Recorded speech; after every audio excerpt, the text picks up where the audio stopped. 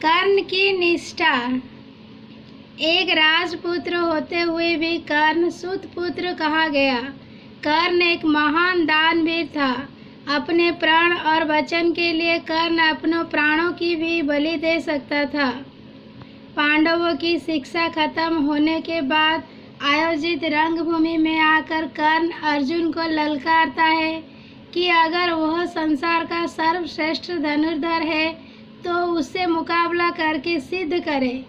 कर्ण एक सूत के घर पला बड़ा होता है, इसीलिए उसे सूतपुत्र समझकर अर्जुन से मुकाबला नहीं करने दिया जाता है।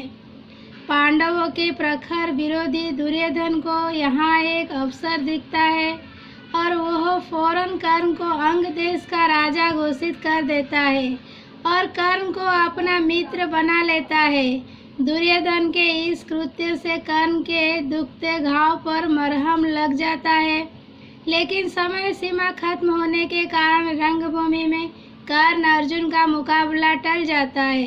पांडवों और कौरवों के अंतिम निर्णायक युद्ध के पहले भगवान श्री कृष्ण कर्ण को यह भेद बताते हैं कि तुम एक पांडव हो और कुंती के ज्येष्ठ पुत्र हो।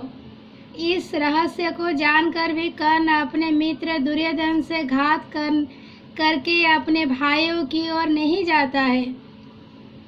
दिव्य कवच कुंडल के साथ कर्ण अजय था और महाभारत के युद्ध में पांडव कभी उसे परास्त नहीं कर पाते।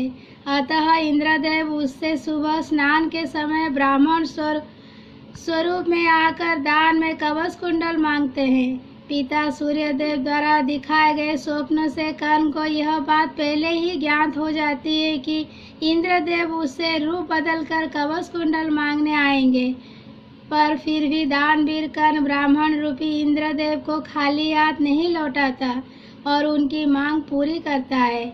इंद्रदेव कवच कुंडल के बदले में कर्ण को एक शक्ति अस्त्र प्रदान करते हैं, जिसका इस्तेमाल सिर्फ एक बार किया जा सकता था और उसका कोई काट नहीं था। युद्ध के दौरान भीम का पुत्र घटोत्कच कौरव सेना को तिनके की तरह उड़ाया जा रहा था। उसने दुर्योधन को भी लहूलुहान कर दिया। तब दुर्योधन सहायता मांगने कर्ण के पास आया।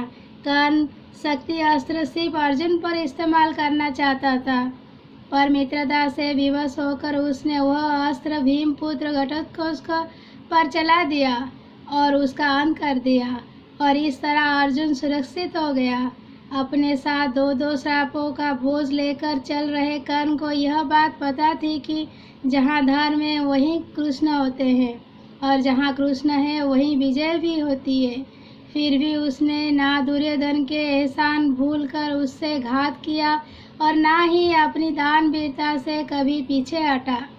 सार, हो सके तो किसी के ऋण मत बनो, और एक बार अगर किसी के ऋणी बन ही जाओ तो ऋण चुकाने में आनाकानी मत करो। अगर कोई कुछ मांगने आए तो उसे निराश नहीं करना चाहिए। जितना संभवतः हो उसकी मदद करनी चाहिए।